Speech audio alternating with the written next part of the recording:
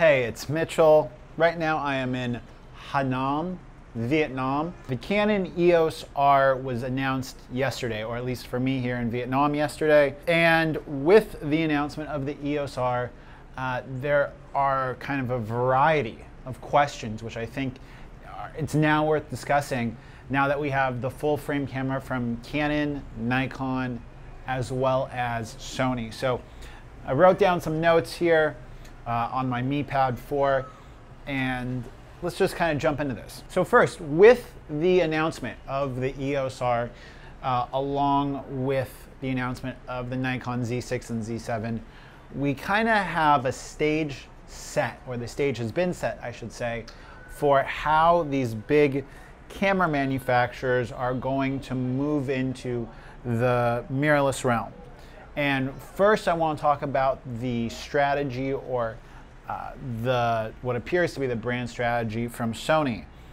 And I know everyone might say, you're a Sony fanboy, you're shooting this on a Sony. I used to shoot Nikon, so shut up.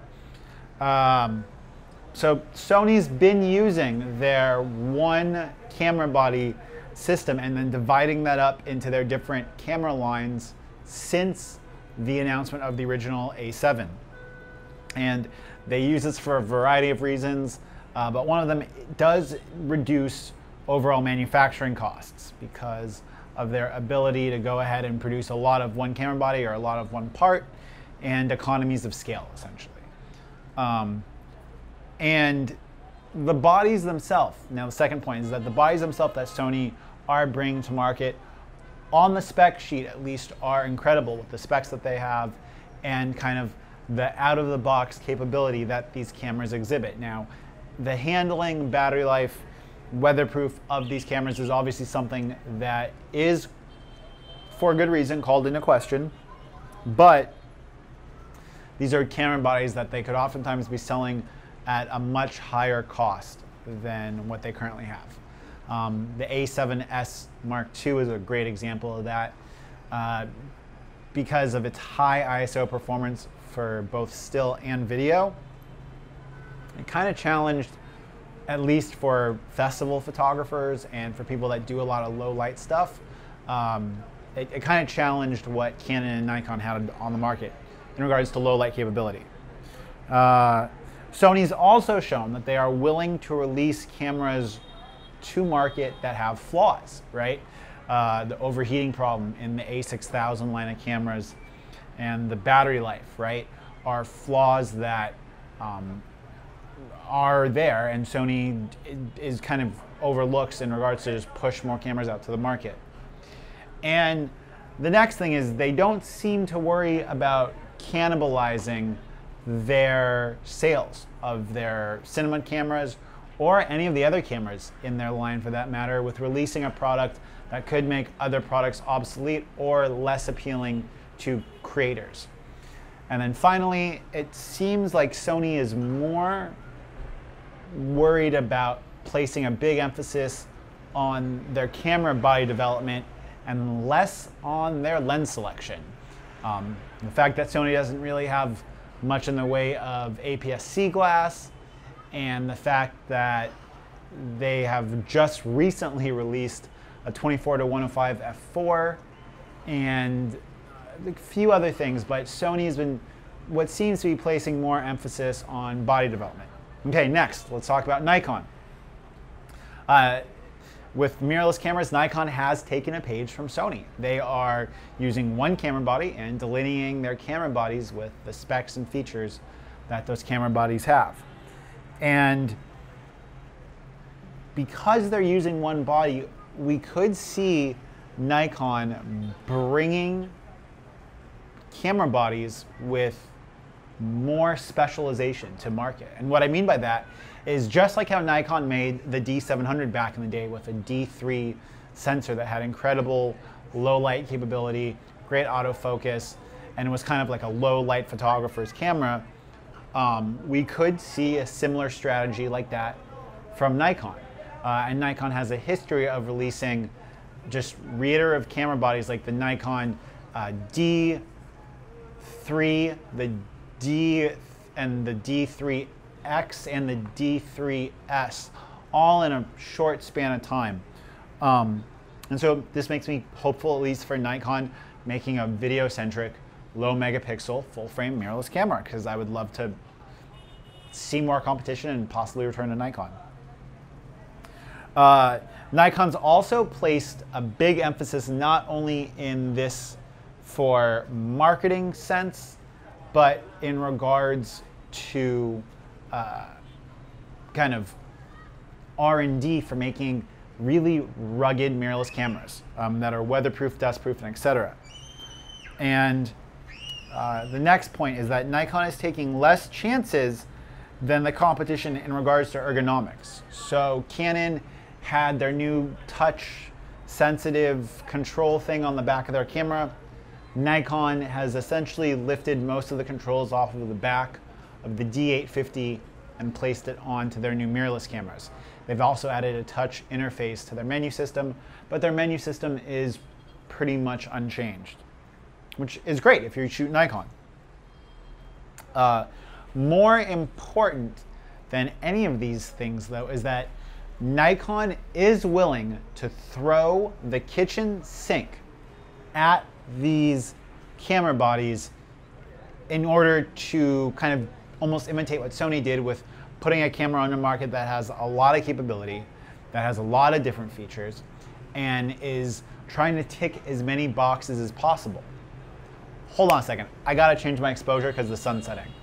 Another thing that's pretty obvious with this Nikon rollout is that Nikon is placing a heavy emphasis on compatibility across their ecosystem.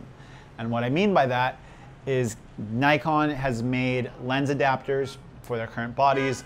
They've also made the new battery for their Z6 and Z7 be compatible with their old batteries to bring more Nikon shooters into the new mirrorless ecosystem. Okay, now finally, Canon. Now this is hard because I've always been what many would consider a Canon hater, but I will do my best to leave my emphasis against Canon behind.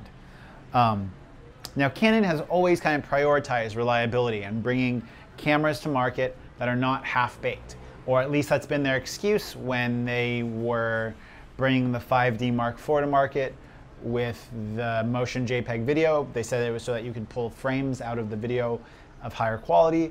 And their cameras have very rarely had big recalls the way Nikon has.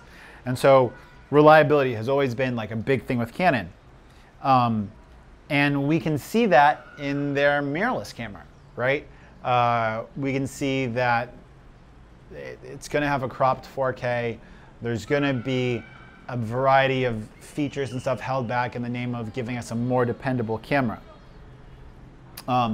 Canon's also not bringing any type of new or revolutionary tech to the market with the EOS R. They're going to build on their good dual pixel AF, which from my research, it utilizes a difference in the vertical pixel readout and horizontal pixel readout to gauge where an object is and if it's in focus. Whether or not this is good enough for high-speed shooting, it doesn't seem like it is so far. That's yet to be seen, but that's been a big Canon strategy, I should say.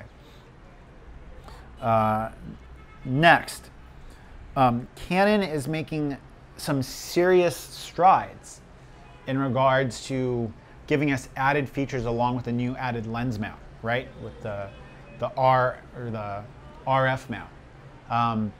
But what I think is going to be really interesting to see is if Canon brings these features forward for their cinema cameras, right? Because if I'm a Canon shooter and I bought an EOS R because I like to do video, if I'm buying RF mount lenses, will I need an adapter to now adapt that back to my cinema camera?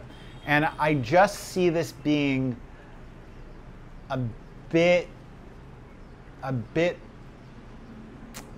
don't want to say worse, but I just see, because Canon has the cinema line, if Canon's going to be bringing the new mount to their cinema cameras, Obviously, they would make sure that all of their current EF lenses are compatible, but I just see that being a nightmare in regards to being a Canon video shooter. Next,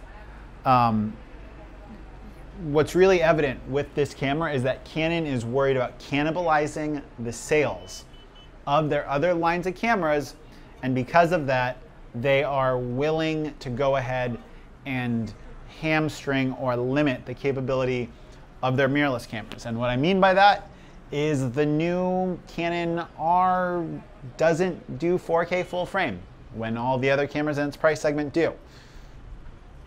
And on top of that, they're not giving us 1080 120, and there's a few other things that really make it evident that Canon doesn't want to hurt the sales of their other cameras. Okay, now the big takeaway and the big questions from this. One, will Sony cease to sell cameras at a loss to gain market share? Are we going to see the increase in price for all of these upcoming Sonys, A7S III, A7 IV, etc.? Will Canon stop protecting their other lines of cameras, whether it be their 5D line, their cinema line? Will they stop making their new cameras only capable to a certain extent in regards to video or autofocus or other things to protect their other line cameras? I think that's really interesting, and that's always been why I've been a Canon hater. Will Sony continue paying attention to APS-C? Will the new successor to the A6500 or their next APS-C camera come with dedicated APS-C 2.8 zooms? Will Canon eventually abandon dual pixel AF for phase detection autofocus? Or what type of autofocus system will we see Canon implementing on their higher end line of cameras? Next one is, why is Sony able to achieve such a high data throughput on all their cameras that allow for this great video? What is it that they have that Nikon or that Canon doesn't have, or it seems like Nikon does have, but at least it seems as if Sony has better processors, more RAM, and better computers inside of their cameras? And then finally, and this is a two-parter, will it be Canon or Nikon that delivers us a full-frame mirrorless camera with an emphasis on video? Who will be the first company to do this? What will it be, Canon or will it be Nikon? Will we have a successor to the D700, or will we have a bunch of stills cameras that are just being adapted and used for cinema purposes? Or will we have Nikon bringing video shooters something to be excited about? Till next time, it's been Mitchell. Peace.